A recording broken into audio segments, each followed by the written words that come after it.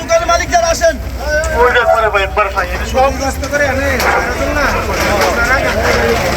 তারা ক্ষতিগ্রস্ত আছে, যাদের দোকান হয় তারা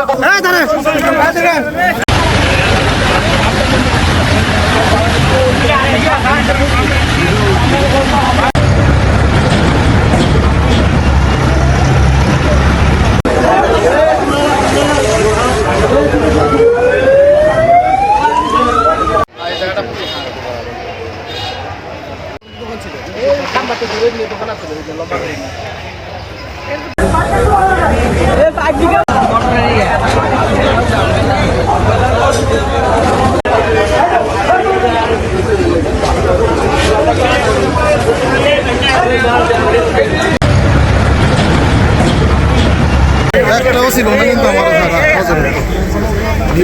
বিবরণ দেয় তারা এই সাইড পেয়ে কি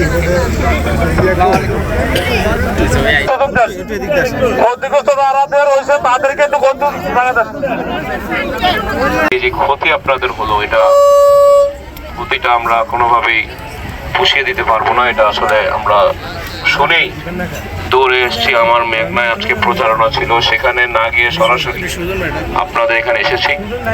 আমাদের নেতৃবৃন্দ এখানে আছেন, তারা এই বিষয়গুলো জানবেন এবং তালিকা করবেন কারা কারা ক্ষতিগ্রস্ত হয়েছে।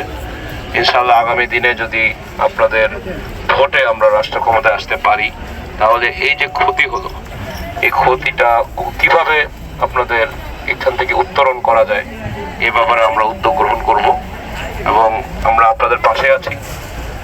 আপনাদের ক্ষতিটা এটা আসলে বলে ভাষায় প্রকাশ করা যাবে না, অপরিহার্য ক্ষতি হয়েছে।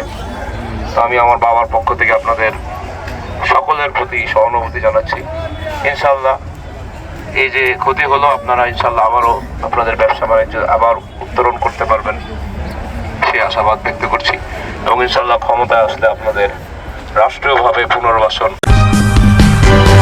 সূচনা community.tv বিনোদনের পাশাপাশি খবর।